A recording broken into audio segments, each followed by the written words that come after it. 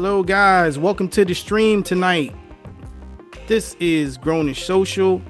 I am your man, Beatbox, along with your co-host, Jenny J, and our panelists, Lynn, Clint, and we even got Leaky Boy on the way here, I promise you. But we also got a new panelist tonight. We'll give her a proper introduction in a second. I'd also like to welcome our viewers streaming us over live on Kick. And finally, if you're watching the replay on TikTok, please be sure to click the link in the bio. There you can find our YouTube link where we stream every Friday at 10 p.m. Also like to remind everyone to take 1 second out your day to like and subscribe to the channel. Click on that bell so you can get a notification when we go live. Tonight, we'll be discussing what is distracting your partner. So that's our topic. Have you ever felt like your partner's attention is constantly divided, even when you're trying to have a meaningful conversation or spend quality time together? Do you find yourself wondering why they're always on their phone and seem preoccupied with other things? In today's show, we're going to explore the reasons behind this phenomenon and discuss ways to overcome distractions in relationships. So there was a study by an online dating site that I'm not going to name, but what they found is that 64% of people in relationships prioritize time with their friends over their romantic partner. There was another survey that was done that said 44% of adults say their relationship suffers because of their partner's smartphone use. And then there's finally another survey by the website Our World in Data. It found that 33% of couples in the U.S. report that they don't have enough time to spend with each other at all. Genevieve, Yes. out of these three, so work, smartphone, or friends and family, like, and then, there's obviously plenty more, but out of Right. those options, what do you think is the major reason, why someone would be distracted from their partner out of those three options? And, or if you got another reason, let us hear that. And, what you think we could help people out with, to try to overcome that distraction in their relationship. So I think it differs from men and women in terms of distraction. I think men might tell you, and I don't want to speak for men because that Clint will do that. So I'm going to speak for women. Is that women on a whole, there was a 2017 study that showed that women often get bored quicker than men in relationships, which we feel that Wow. men are quicker to be distracted. Apparently, it is not so. Okay. What I think that women do when they're bored is that they don't necessarily voice it, because once they fear destroying or upsetting the ego of their male partner, so they might not say it, and so they find other things to focus on. I had a friend in couple years back. She had a young child. The child was 2 years old, and for about 5 or 6 years, the young man slept in the same room, in the same bed as they did. Later on, she expressed that she no longer had an interest in the relationship because there was a lack of variety. Uh, So I think that people are distracted because they don't talk about what's actually happening, and then they use other things to distract themselves, okay. like work or friends. Or so that's my take on it. Okay. So what do you think is the reason why men get distracted in relationships? Well, of course, boredom is a big thing. But when there's a lack of conversation or a lack of common common things to do, to common activities, whether it's cooking a meal together or just going for a walk around the corner after a meal. Um, when you're not doing things together, it becomes boredom. because now you're in the same room, but he's on his phone, she's on her laptop, or she's on the phone talking to the sister, and he's just doing whatever. You know, when you have a lot of that and less talking and less activity doing together, then yeah, you're gonna have boredom and distractions start to come in. So now you're on your phone playing games or whatever, chit chatting, whatever. You know, it's just you people are so quick to, "Oh, I'll just play on my phone." You know, she's not talking about nothing, and she's saying the same thing. He ain't talking about nothing. We ain't talking about nothing. So you know, you have all these distractions, but then after a while, distractions get in the way of the whole thing. Now distractions take priority because now you're so used to doing what you're doing that when your partner says, "Hey, I want to do this and that," now you got attitude because you're so used to doing what you're doing now. You don't got into this routine of playing around with your distractions. You know. Right. Well, so what do you think from a male perspective is happening in the mind of a male when their partner is that distracted? There's no interest. You Right. know, we're losing interest. You know, Right. when your partner is starting to distract, it's just of losing interest. You know, because Right. obviously you're losing, something's missing. Right. You And do know, you feel like that interest kind of shifts to someone else? Is that what happens? it can, or it Right. could be something. You Mm-hmm. know, for men, a lot. You know, I got a few homeboys. You know, porn is a big thing. Right. Porn is a Mm-hmm. big thing. You know, when the girl ain't acting right, they just do the porn, or you know, it's Right. just something that they do. You know, not so much as fantasizing or wanting or wishing that was their girl. You know, Right. it's just something to do.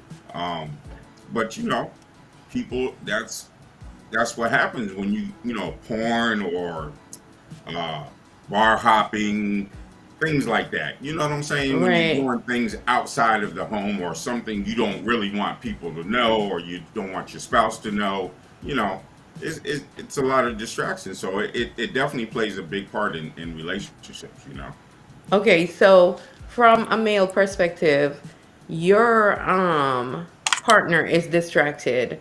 She is involved with her family members. She's calling her sister. She's talking to her friends. You Hmm. know, she is totally zoned out because this relationship is set, and she feels as if you're also distracted. Right. From a male perspective, what can she do to bring that relationship back to unity? Turn the phones off, turn the laptops off, you know. And honestly, turn them off, get one of them storage fireproof boxes, lock them up, stick them somewhere, and talk. Do Okay. something. Play Right. play cards together. You Right. know, Yep. So your some perspective is that once you stop having togetherness, the um the interest is lost, and then all of a sudden men do find other things outside of the relationship to do. right. You know, Right. and I've seen women do the same thing. You know, after a while, you know, people, you know, throw their hints out. They don't actually just come out and say it, which is a big problem. But they throw their hints out to their partner, like, you know, hey, you know, but they're not catching it because they're not in tune to that. They're not worried about that. They're worrying about whatever it is they're about to do or trying to do. You know what I mean? So they're not in tune to that. So you know, if you don't say it straight out, sometimes your partner misses the hints.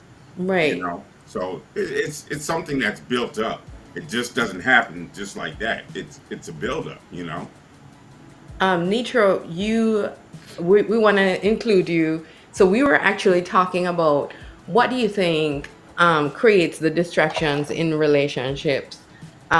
Clint was telling us from his male perspective that he felt that once the young lady started looking at her phone, started talking to other people, you know, having relatives, girlfriends, he feels possibly ignored, and then he starts looking outside of the relationship, not necessarily cheating, but talking to other people or going out with his friends, what do you see as the reason for the female feeling like, what's the distraction? I wouldn't necessarily say that having relationships outside of your relationship is a distraction. I think it's healthy as long as Right. you're not violating any boundaries or giving out information that they shouldn't be privy to. That's Right. personal to your relationship. I don't think that's a problem. I would say for me personally, I feel that social media is a factor because we're not meant to have access to this many people. Like we were not hardwired for that to be able to process that. You know what I'm saying? So even like having access to so many opinions about you, you know what I'm saying? When you get to a Hmm. certain point on social media, other people have the right to perceive you and have an opinion about you. So even with that, when it comes to dating, it's like you're not meant to know what Stacy looks like in Wisconsin. And to be able to interact with Stacy in Wisconsin, you're here where you are in the South. Why are you all the way in Wisconsin? So Hmm. I do think that social media does play a part. I can definitely agree with Clint on that for sure. I do think phones are a distraction as well. I mean, I have my phone in my hand a lot. I'm just going to be honest. It's something we all do. It's become like a part of our Right. daily routines to look Right. at our phones. It's a part of our day, like every day, all day. It's maddening. And even at one point, when I was pregnant with my son, like I completely let go of my phone, and it was so freeing. So I can agree that having social media and connectivity with our phones, it definitely does create a distraction. I can agree with him that sometimes communication can be missed. That's why it's important to communicate directly. I feel like we place such a negative connotation on the word confrontation, but truly and honestly, confrontation is just two differing opinions or someone bringing something to the table that they both might not agree to. I feel like it's healthy to have conversations if you feel like you're being neglected. You understand what I'm saying? Because dropping hints, it's like I may not catch your hint, and then you feel like I'm neglecting you when I didn't catch your hint. I'm thinking you're upset because I don't know, your favorite player didn't win the team or something. You're Right. you're exhaling loudly going into the next room. I'm on my phone. I'm thinking you're upset about that. Right. I don't have time to catch hints. You got to let me Right. know, okay? So That's right. I catch Exactly. hints from my child who's 4. So yeah, I Right. think communication is very important, but definitely social media for sure. Yeah. Um, I would say even like bringing outside into the home, it's okay to bring it in to decompress or to talk about certain things because your partner is there for you to be able to, transfer that energy, so to speak, in a sense. But sometimes when you do bring it into the household, it can create unnecessary frustrations when you should just leave everything at the door. Leave that outside. Your home is your place of peace, and sometimes bringing it home could create unnecessary stressors as well. So you're So do you? saying, go ahead, Beat. No, I was gonna say, do you think having like some special time where you're not using your electronics, do you think that that's something realistically that people can do? So like, before bed or something, you could say, hey, 30 minutes before bed, we're gonna cut off our phones. We're not gonna talk to people across the world. We're just, just focus on our relationship and what we got going on throughout the day. Do you think that that's something that people can kind of do, to give themselves some time to try to bond instead of, using their tablets and phones, to talk to other people? Yes, I absolutely think it's possible. I had a blog post where I talked about creating traditions because typically we see a tradition as family reunion, right? But tradition is anything you want. You get what I'm saying? So me and my son, we have a tradition of going to the library often.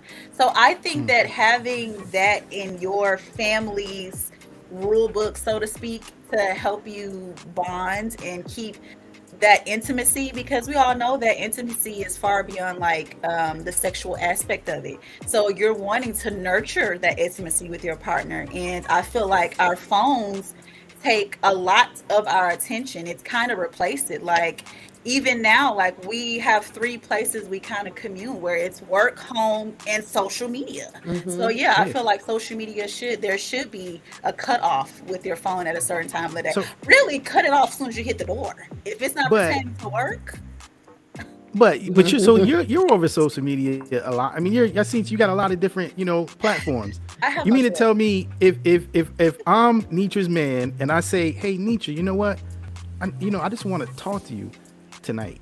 I don't want to, what I'm saying? I don't want to go through your comments, what I'm saying, and see what everybody's talking about, what I'm saying, like what the world has to say about you.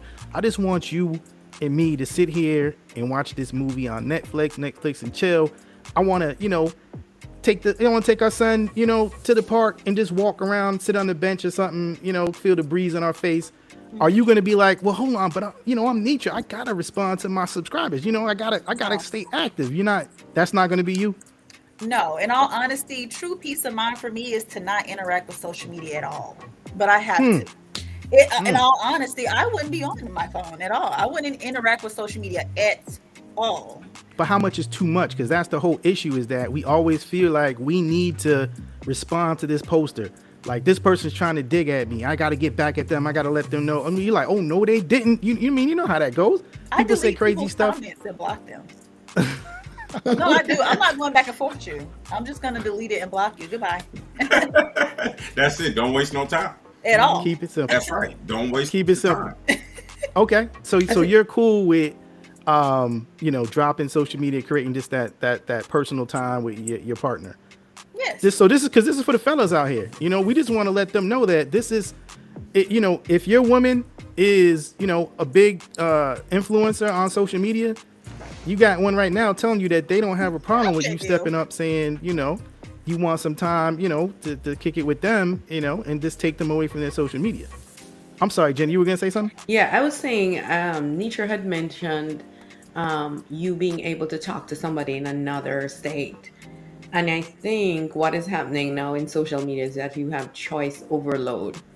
So while you're in the relationship, you're able to see other people's relationship, what's out there, who is saying that this man is not the man for you, or he should be treating you better, whatever the comments are. So for the typical person who is not a social media creator, but just somebody who is on social media, they might be seeing a lot more information out there that is in fact impacting what is happening in their household. I agree. Yes. All right. So, Jenny, we'll put you on the spot here. You're on social media too. I mean, I am on social media. Yeah, Go ahead. You don't think that being on it, all the time, always wanting to check comments, or always wanting to see kind of like what's new on popping on TikTok, you don't think that is a distraction in your relationship? I think it is a distraction in my relationship. Fortunately, the person I'm in a relationship with actually sits there with me and goes through the comments as well. See what I mean? Well, so because I mean but that's one of the solutions. You know what I'm saying? That's I didn't want to bring it up just yet, but that's one of the things that I find is a good solution. Is if this person is on there and that's something that they're doing, you either got to decide that you're going to be cool with that, or you're going to move on. And if you're going to be cool with that, then you're going to need to be like, well, what you looking at? What's funny? Send me that, and then make it a part of their routine to where they're looking at it and then they're sending it to you now, because now you're part of, their daily routine, and you're not just like making it some type of space to where you're like, oh, you're over there doing that without me. So now, because if you were doing that and I wasn't a part of it, then I would start feeling some type of way like you care more about that than you do about me. But now that I'm a part of it and made myself a part of it, I have to, accept that that's what you're going to be doing. Because I never got on TikTok until you got on TikTok. No. Like, I'm only on TikTok because you got on TikTok. And then I was like, TikTok's better than YouTube. Sorry, YouTube, but just keep it funky. You know what I mean? And we're even streaming on Kick right now, so we'll see what Kick's gonna do as well. But yeah, so I made myself a part of what you do because I think in order to have a strong bond in a relationship, you're going to need to be a part of what that person's doing. So that's the reason, why I feel that's what keeps things interesting, and that's what keep you guys bonded. It's all about keeping that bond going. Right. And if you can find ways to bond with your partner, no matter what it is, because we talked about smartphone usage, there's also video games. You got a lot of people, if you're younger, that's a big thing that, that someone in a relationship could say, hey, you're always on that video game. You're always playing Call of Duty. You know what I'm saying? Like, you're never trying to talk to me. You know what I'm saying? So that game could be pretty distracting. I mean, if you're a female and you want to be a part of that man's life, or if she's a female gamer and you want to be part of that girl's life, you might want to start looking into Call of Duty instead of demonizing it. I mean, that could be one thing, you do, and, make that some quality time that you guys got together instead of this separate time that they go do their thing and then you go do your thing and neither one of y'all on the same page. Right. So, yeah. So, Clint, you agree with that? Absolutely. Absolutely. If you play video games, there's nothing wrong with her playing video games with you, and vice versa. However it go, whatever she likes, you kind of bend a little bit. You got to be bendable. So, if you're not willing to try something that she's doing, even though you've never done it, then you're going to have a problem. You're going to be like, okay, you go do that and I'll go do this. Now, right. Now you're separate. Now your distractions are taking over. And then that creates animosity. Exactly. And then you start harboring these feelings of animosity. So now you guys are, creating tension amongst each other because y'all can't, decide, come together and say, hey, this is what we're going to do at this particular time. So, right. and fellas, I'll tell you, if your girl don't like you playing video games, and you don't like walking in the park, tell her, give you an hour of video time and you're going to give her an hour of park time. That's right. You know what I'm saying?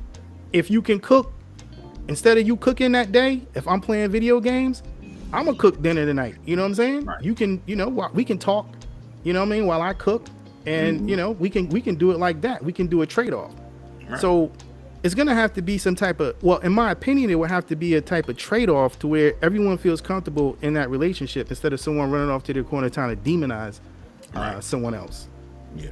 I think bonding time is at a premium when it comes to couples.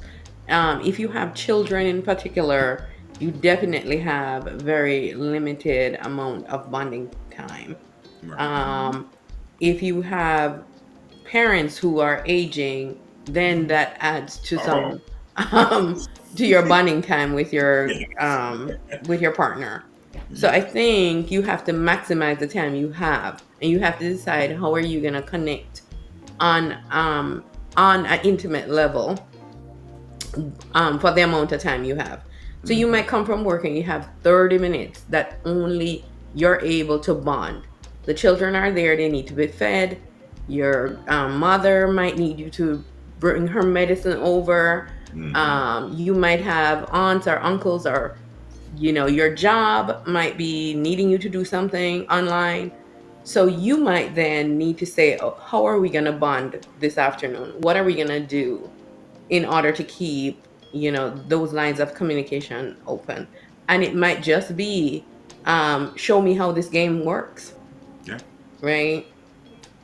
Yeah. So Clint, you got time that you got to spend with family. How do you balance that? Oh my goodness. I'm thankful that I have someone that is in it with me. So the balancing isn't too hard. Okay, but when you say in it with you, what do you mean by that? Being that my mom supportive, has vascular dementia. She can barely stand on her own. Well, I meant coming from your partner's stance. She's supportive. She's supportive of you having to take that time. She was right there from the start. With no hesitation, no doubts, no nothing. She was just in it, right. And that wasn't even us at that time. She was just still in it, that had nothing to do with me. Nothing. The way she do for my mom is like doing for her own mom. Can't get more blessed than that, So she didn't find it a problem because we balanced it because we were there together. So it ended up getting balanced. Okay. So All Netra right. has a young son. You have a, am I correct? I do. Yes. So when you do have, someone in your life and you have your obligation to your child, how do you find that time to bond? Well, I have never lived with another man outside of my son's father. Right. So it's typically when my son is either with his father or if he's with a babysitter. So you found that males are willing to work with you around your schedule? Oh, of course. Right. And for you that would be, it's a no if you can't if that person is wanting you um to they're saying, well, I need more time, or I need, to be closer with this Well, obligation.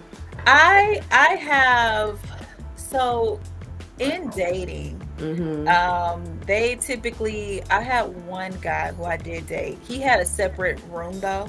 Like he had multiple bedrooms, so it was different. Where my son, he was able to play and do different things like that, and we would watch a movie and stuff like that. So yeah, so I don't know. Are you asking if they met my son? Yeah. Right. So I'm kind of wondering, like, how do you navigate dating and providing that intimate time, not necessarily sexual, but intimate time with a partner while you are a single parent, because it's a lot. It's a lot. So yeah, like I was saying, it would have to be either, if it is adult time, of course, it would have to be a babysitter situation. Right. And then as far as just dating, I mean, I have, once it gets to a point, they meet my son. And then at that point, it's not as hard. But before that, yes, it can be, because of the babysitter aspect, or making sure my son is with his father. So again, it's a matter of communication and just understanding, honestly, that has to go into that, because I am a mother, so my time is not as fluid, so it's just a lot of understanding that has to go into it, and communication and a matching of schedules, honestly. Communication. That is That is the deal. something, yeah, you're going to hear over and over again. So, Lynnette, we got you dialed in here. Or am I looking at a still shot of you right there? I think it's a still shot. It's a- No, there she go. I'm here. Can you hear me? yes, Yeah, you nah, can. I can hear you. I can hear you. Can you So, hear me? I can hear you perfectly fine. Can you hear me? Okay, I don't know what's going on. It was kicking me out. I apologize. Nah, it's hey, sometimes listen, everything that could go wrong tonight went wrong. It's a live show. The good thing about that is we can edit some of this stuff out, so we'll work where we need to work. But nah, I'm we here. What do you want? well, nah, we were talking. I mean, tonight's topic was ultimately festered from last week's discussion about a guy looking at 30 different women on their phones, Yeah, scrolling through pictures, giving time to those pictures versus putting time into the relationship. So it's a mobile phone, social media type of addiction or abuse, or there's other reasons. I was going to get into attachment styles, but that's like a whole other show that we can get into, the 4 different attachment styles, which I think will be very helpful to our audience at some point to understand what type of attachment they have. And I think she just dropped. No, oh no, okay. So anyway, I'm gonna let you talk here before I'm something here. else go on. I'm here. Yeah. So I just wanted to get your thoughts on the things that you can do to kind of help your partner if you're in a situation where they're on the phone versus directing that attention to you. Well, I think, we first have to acknowledge that these phones social media, they were designed to distract us. So they are doing their jobs effectively, very, very well. So we have to own that. Like their job is to distract us. And so I'm big on mindfulness. And, and as a coach, I talk about mindfulness a lot. And I also talk about permission based love. So dismissiveness will come up if I'm talking to you and I you're on think your phone and I'm like, babe, I'm Ooh, talking to that's you. Because sometimes we don't even notice because we're like just on our phone. Like sometimes I'm just scrolling through my phone and somebody was like, you stay on your phone and sometimes we have to acknowledge it's other things, right? Well, I'm nervous or I'm distracted or I'm trying to stay woke. That's my big thing. One thing right.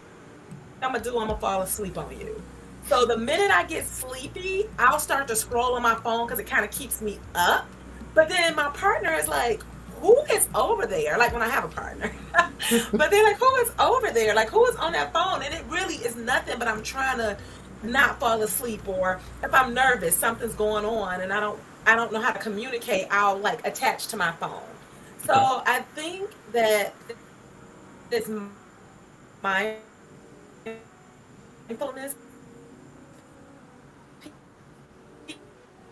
piece, and we're like, I want to. yeah. I My think she's friends and having I a Wi-Fi have a problem. thing that Yes. we do, and I love it. Yeah. Can you hear me? Yep. I Yeah, think you're Can you hear coming me? in and out. You're going in you and come, out. you went out for a You're second. Okay. going It's in and out. Okay. yeah, Can but you hear me now? I hear Yes. you now. Yeah, Can you hear me? yeah. Okay. So one of the things, it's not a relationship thing, but I think relationships could take from this rule. I have a couple of girlfriends that when we go out to dinner, we put our phones in the middle of the table Okay. and we challenge each other Mm-hmm. that whoever Oh, for everybody. So it could be drinks or it could be something, but we really do that so we're not at dinner taking selfies of our food and selfies of each other, pictures of each other, and then really not engaging because we're posting and trying to see what everybody's comments are on the internet. So that's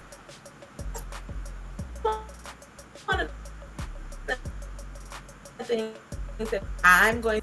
Can we put our phones down? None of us are doctors where if we're at dinner, we need to miss a call. We gonna miss a call, or none of us have young children. I know I don't, where we need to be immediately available. And if we're gone for 2 hours, it's gonna be the end of the world.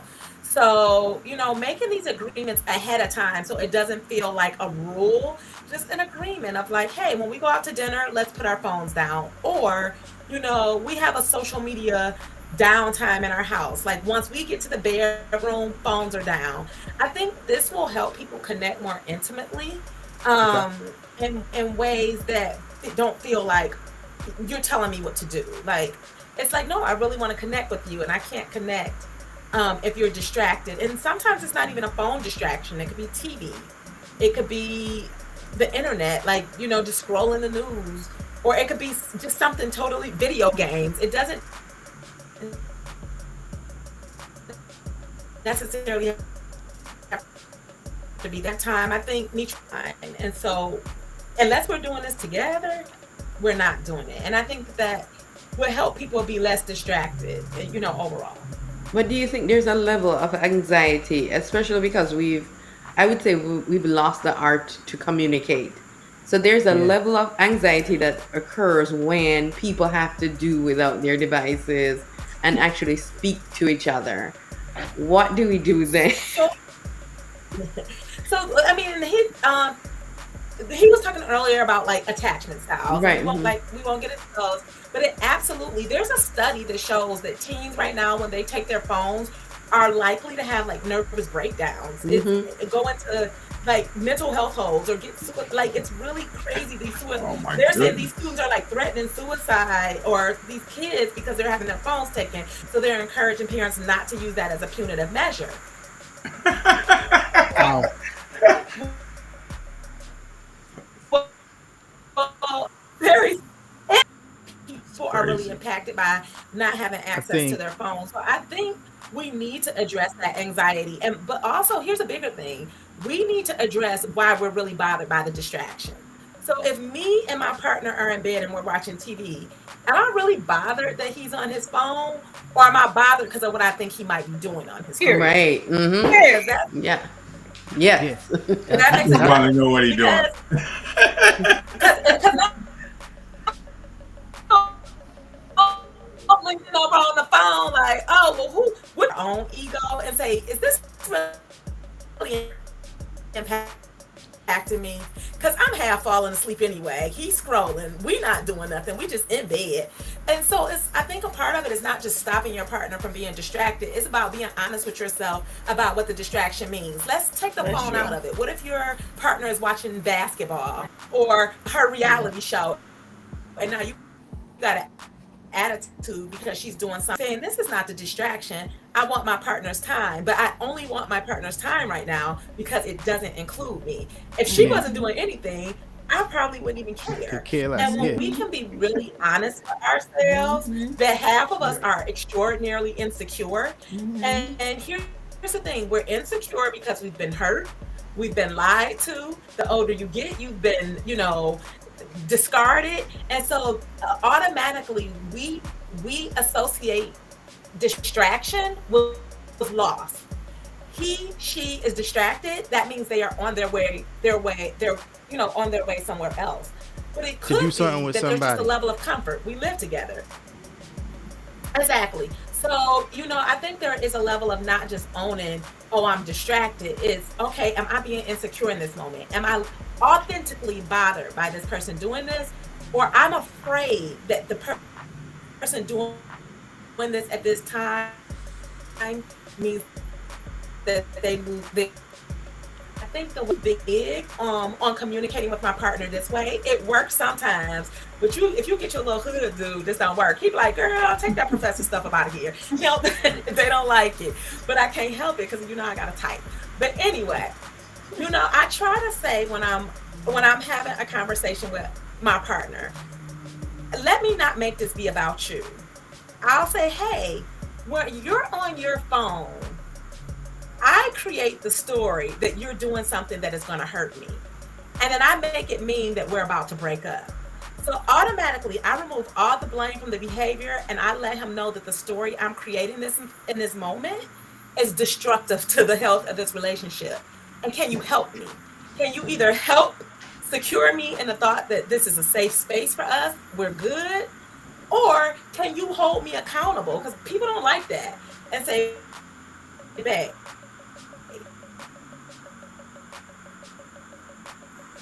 we haven't had.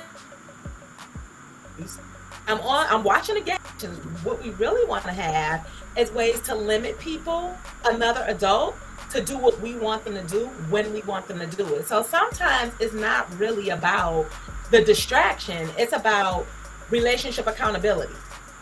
Yeah. Babe, I watch this game every week. You got to self-check. Yeah, you got to self-check. And a lot of times we're just jealous and we can't be honest. I've started to do really good. It backfires with my friends and everything. I'm like, you know what? I was really jealous when I saw you out last week. And I like to go out. So it bothered me that you didn't do that. It didn't bother me that you went with somebody else. It just bothered me that you didn't think of me. And that gives them the opportunity.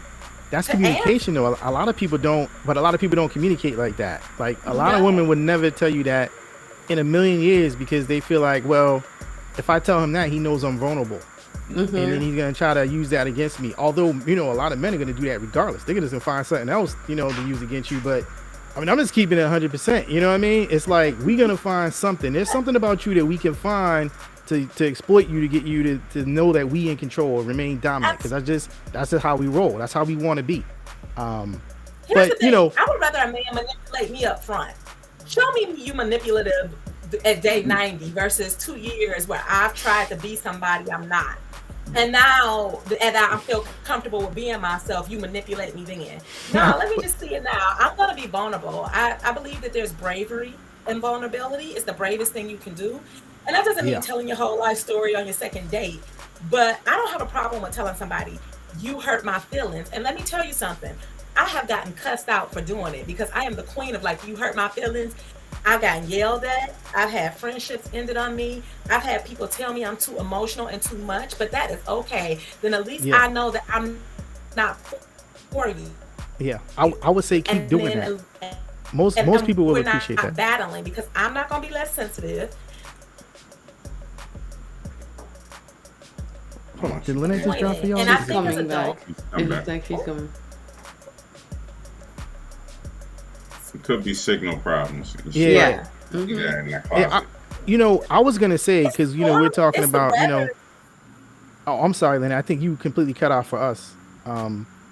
But I was just gonna say back to attachment styles.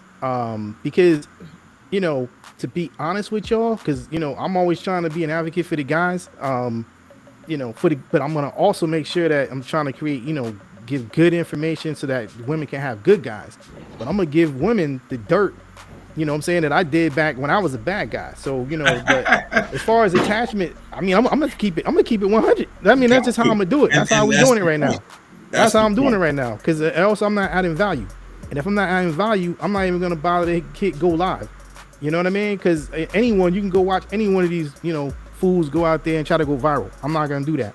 But when I talk about attachment theory, if guys understood attachment theory and you figured out which one of the 4 attachment theories your girl fell under, I mean, that would be so much information for you to be able to just puppetize the whole situation. Not that I want you to do that, but I'm just saying you would understand a lot more. And it would probably de-escalate a lot of the arguments that happen because you would understand why this person is feeling a particular way. So I just wanted to throw that out there while we were waiting for Lynnette to come back in here. I'm back. Can you hear me? Yeah, I can hear you. We just think you might have a signal problem because you're in that room. Yeah, the weather is kind of bad out. I'm out in Jonesboro, but no, I agree with you. And here's the thing: like, I'm super vulnerable. People. It doesn't take long for them to know that about me, and I'm vulnerable because I want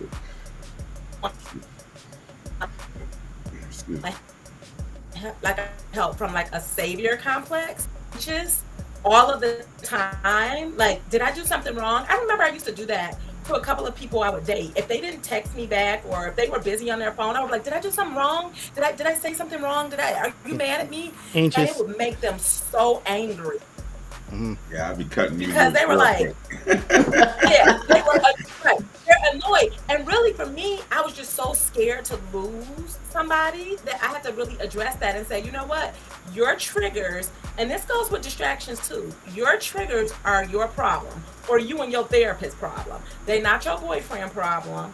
They're not your best friend's problem. They're not your coworker's problem. They're yours.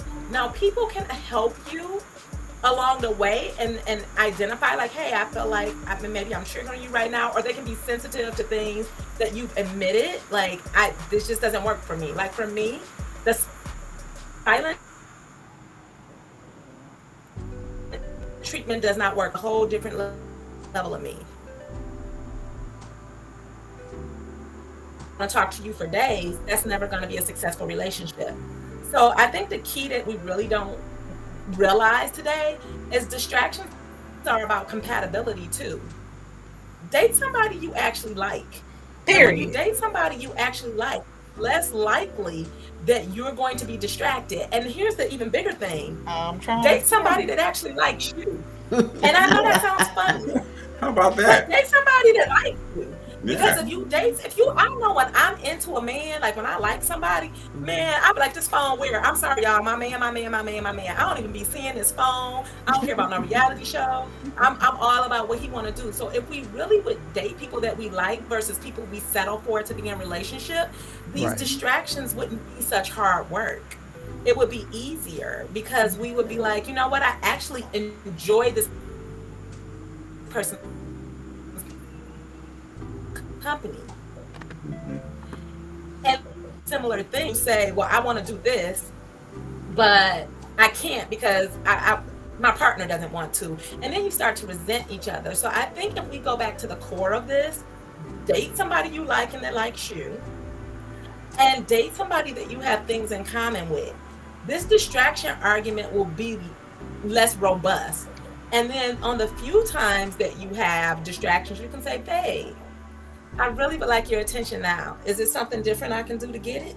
Because I'm good for that. Is it something different I can do to get your attention? Or can you multitask? Let's see. And when I do that, he's like, what you mean multitask? I'm like, I don't know. Let's see if you can multitask. And then all of a sudden, he done forgot about that phone, that TV, that girl that's texting him in his... Not the girl that's texting him. Yeah. Hey. You know his girls.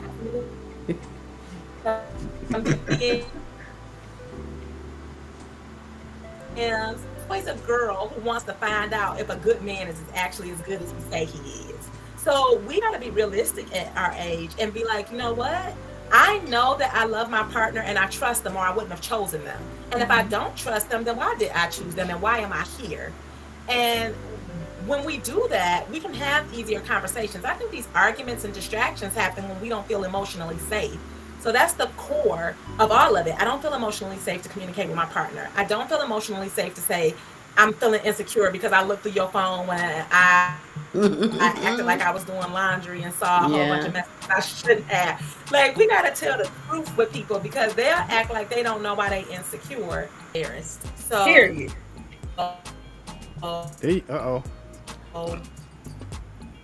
Okay. So I wanted to ask Netra. It's something as simple as or you live here and you bored and you don't know how to say it. And this is not a man or a woman. We equally don't know how to tell our partners we have an unmet need. And we're scared to say I have an unmet need because we're afraid that if the answer is no, then that's the end of the relationships. So we have to know that sometimes it's going to be no. Why do you need me to do that? But either way, if you have a healthy core and you are checking your own triggers, I think, most healthy relationships can find a way to be less distracted. So do you think we're assuming that everybody in the relationship has healthy communication? Because everybody's frozen for me.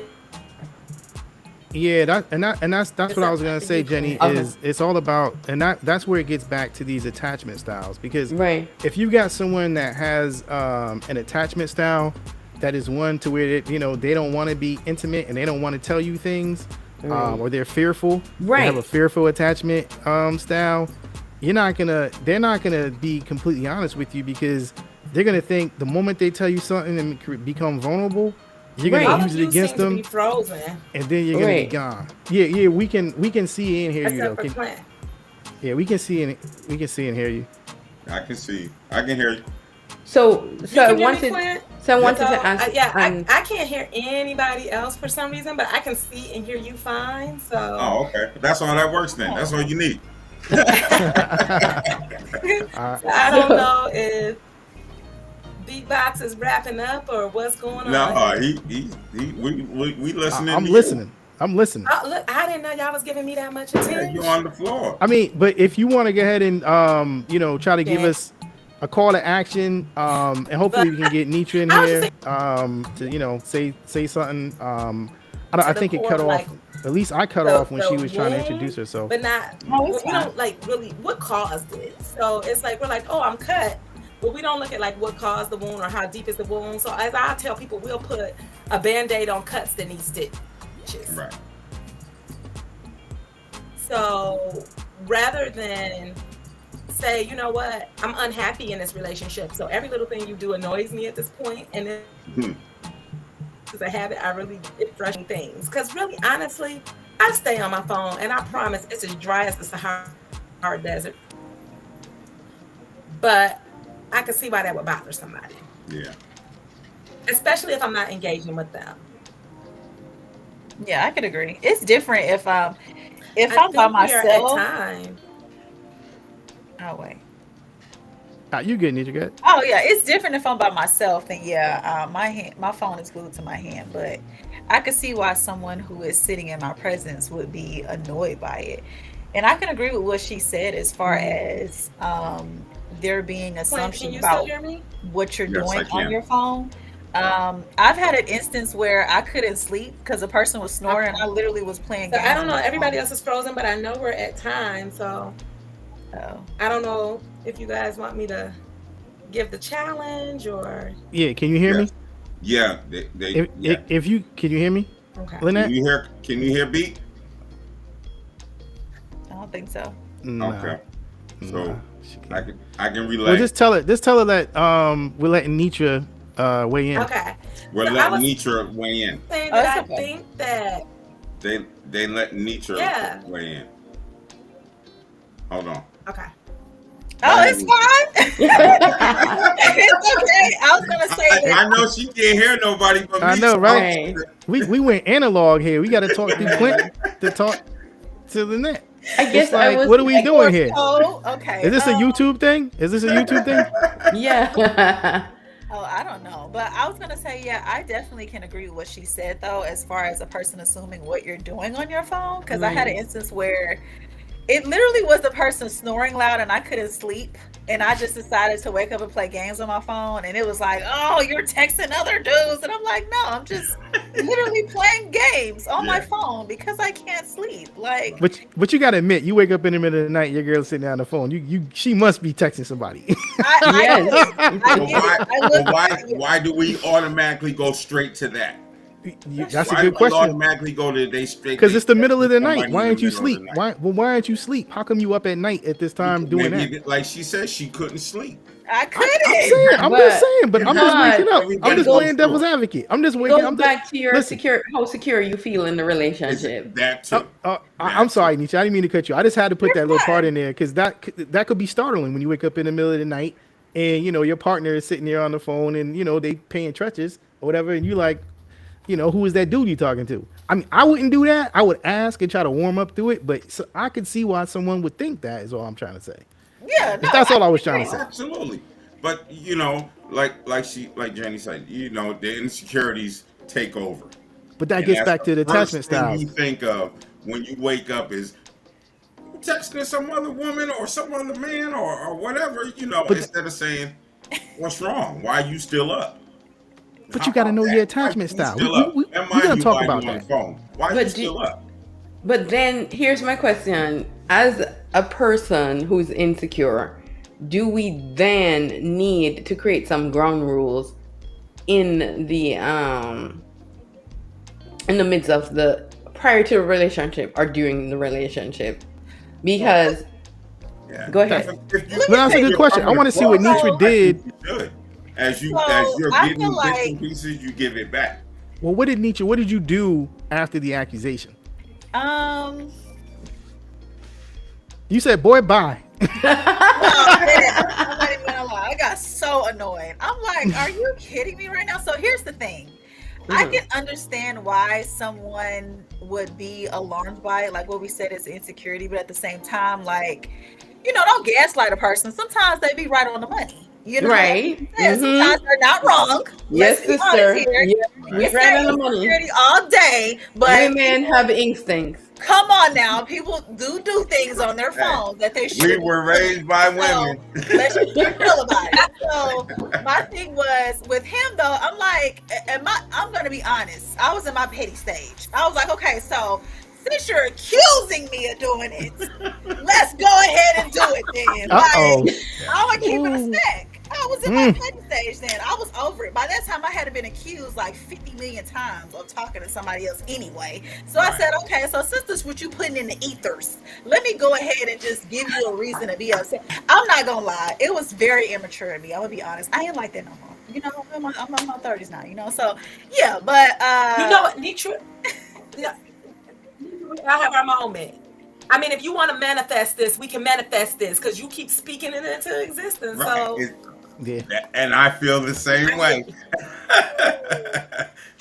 But I used to be I'm a master manifester. I believe in manifesting. So that's what you want to do. Mm-hmm. Yeah. Right. Well, I think Lynnette, if you want to go ahead and try to put together your call to action here. Put together your call to action. Then we'll let everyone wrap up. Yeah, we'll let everybody wrap up after that. Yeah, that's cool. Right. I was like, the internet wouldn't let me be great today. It must mean I has something really valuable to say. It's I'm about to save contagious. some relationships. It's contagious, right? So here's my challenge. I would love to challenge everybody in a relationship or find that they are struggling in friendships, because girlfriend friendships are important too. Like, it's not just about romance, right? But I want you to challenge having set aside time, not TV, put down the phones and find something to do.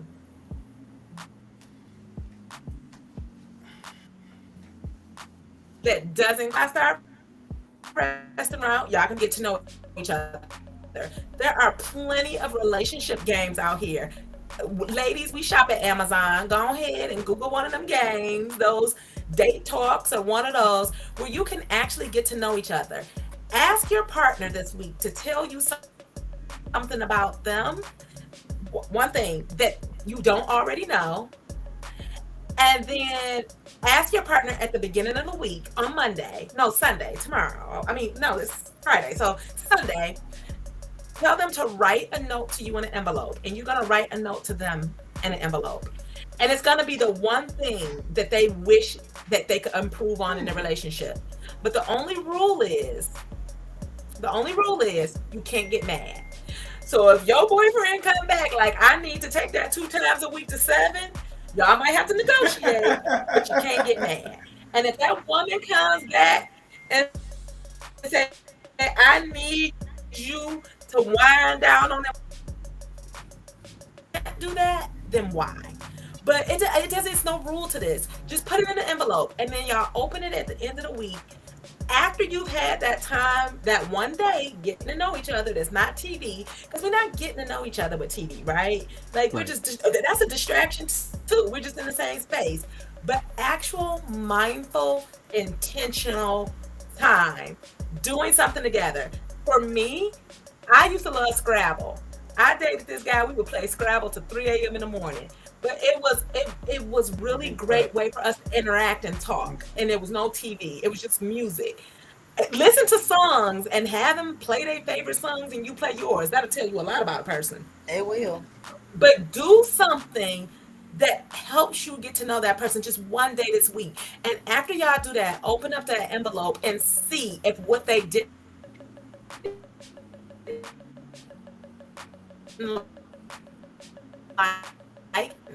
of where y'all might have fell short at the table and be like, you said that you didn't like this, and I noticed I did that a couple times. I'm gonna work on it. Or I didn't realize that bothered you.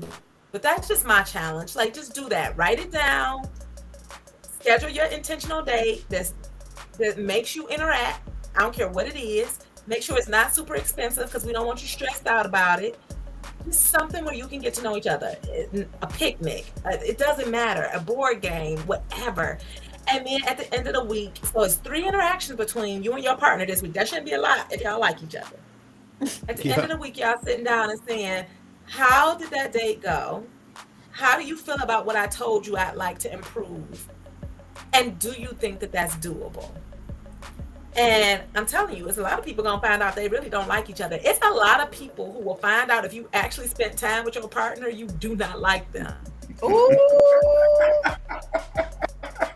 All right.